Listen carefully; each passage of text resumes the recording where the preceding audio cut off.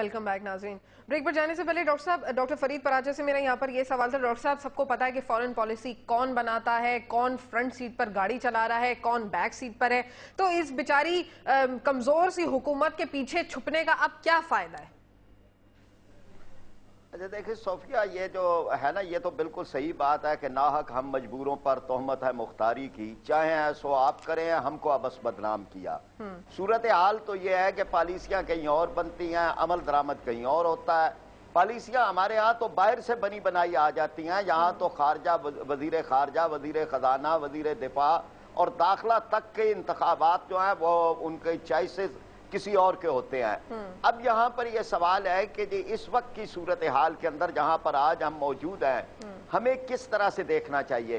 एक वो रवैया है जिसका अभी इज़हार किया गया है कि जी हम माशी तौर पर खोखले हैं, यानी जिनके कौमी जराइम हैं वो आज अपने जराइम को कौम की मजबूरियां बना रहे हैं। जराइम तो ये है कि आपने कौम का खजाना खाली कर दिया, आपने लूट लूट कर, मैं इसमें किसी का नाम नहीं ले रहा, सारे ही सियासतदान हैं और जर्नैल भी, आपने खजाने बैरून मुल्क भर दिए। 57 अरब रुपया आज हमारा बैरून मुल्क बैंकों में जमा है, टैक्स कोई नहीं देता।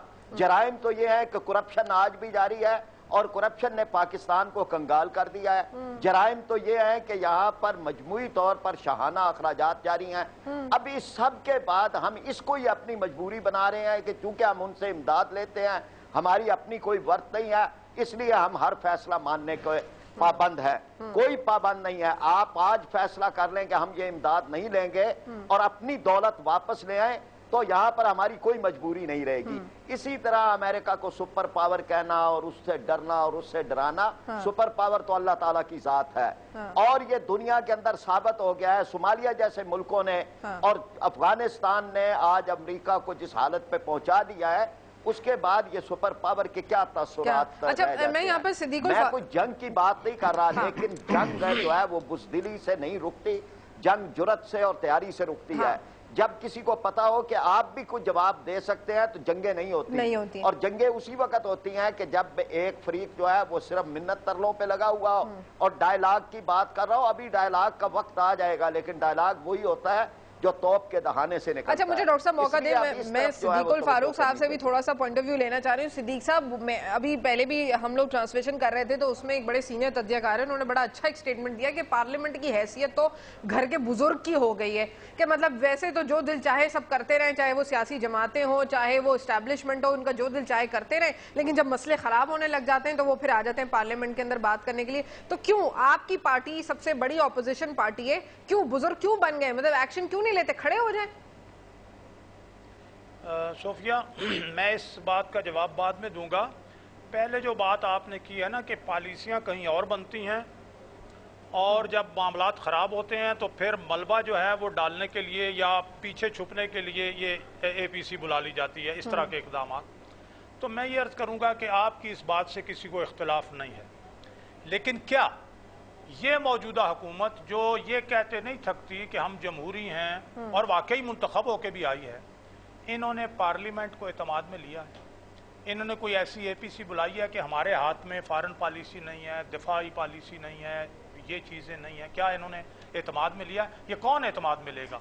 एबटाबाद का भी कमीशन बनाया था, उसमें भी फौज ने सामने आकर कह दिया था कि जी आप बता दें, आप कहेंगे एक्शन लेने का, तो आपकी जमात ने भी कुछ नहीं कहा। मतलब आप मैं ये अर्ज करूंगा, चलें कोई इन्होंने क्या कहा। दूसरी बात जो बड़ी अहम है वो ये, शर्मिला फारूकी साहबा ने ये कहा कि जनाब हम इमदाद लेते हैं, तो जब इमदाद लेते हैं तो फिर इंडिपेंडेंट कैसे हो सकते हैं? ये बात भी ठीक है, लेकिन ये कौन सी इमदाद है कि हमने ये जो मौजूदा 9/11 के बाद जो जंग में हिस्सा लिया, इसमें हमारे 70 अरब डॉलर जो मौजूदा वजीर खजाना ने कौम को बताए, हम 70 अरब डॉलर खो बैठे हैं, 35,000 जाने खो बैठे हैं। अमेरिका ने हमें 12 जो अरब डॉलर हैं अपनी शराइत के मुताबिक दिए। तो ये जरा बैलेंस शीट तो बना लेना कि अगर 12 अरब डॉलर वो दे भी दें तो हमारा नुकसान तो 58 बिलियन डॉलर्स है, यानी 58 बिलियन डॉलर नुकसान करें। क्या हम ये अपना केस नहीं प्लीड कर सकते? दर हकीकत एक डिफीटेड मेंटेलिटी और एक इंफीरियरिटी कॉम्प्लेक्स है। एक तो इससे बाहर निकले कि जनाब हमने कशकोल उठा लिया, नुकसान आप हमारा करें और हम कहें जनाब अली इमदाद ले रहे हैं, इससे निकलने की जरूरत है। दूसरा, अपना केस प्लीड करने की जरूरत है। तीसरा, जब पार्लियामेंट, आपने जो बात की تو پارلیمنٹ جب فیصلے کرتی ہے تو موجودہ حکومت کا یہ کام ہے کہ ان فیصلوں کے الفاظ اور روح کے مطابق عمل کرے تاکہ میری وہی تو بات ہے نا کہ جب ایبٹ آباد والی قرارداد جب پاس ہوئی تھی دوسرے دن ڈرون حملہ ہوا تھا تو بھائی چلیں حکومت کو چھوڑ دینا، وہ نہیں کر رہی، ان کا کوئی انٹرسٹ نہیں ہے، بہت مصروف ہیں وہ، آپ کی جماعت لے لیتی کوئی ایکشن، آپ لوگوں نے تو کوئی ایکشن نہیں لیا نا۔ مجھے یہ افسوس ہے صوفیہ کہ بہت سے لوگ، ایک طرف تو یہ اچھی بات ہے کہ مسلم لیگ نون اور نواز شریف سے لوگ توقعات وابستہ کیے ہوئے ہیں، دوسری طرف وہ یہ نہیں دیکھتے کہ میجارٹی کس کے پاس ہے، وسائل کس کے پاس ہے۔ اگر محض ہمارے مظاہرہ کرنے سے معاملات ہوتے ہیں تو ہم کل مظاہرہ کر لیتے ہیں اور پارلیمنٹ کو ہم چھوڑ دیتے ہیں۔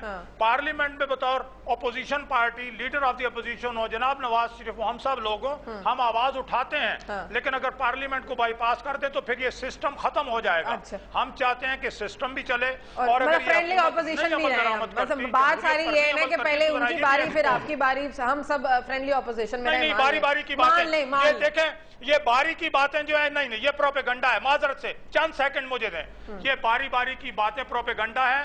میں آپ کے اس چینل کے ذریعے دو ٹوک بات کہتا ہوں کہ اگر پیپلز پارٹی ڈیلیور کرتی ہے، اگر پیپلز پارٹی عوام کے مسائل حل کرتی ہے تو بے شک یہ اگلے 5 سال حکومت کرے، باری باری کی بات ہی کوئی نہیں۔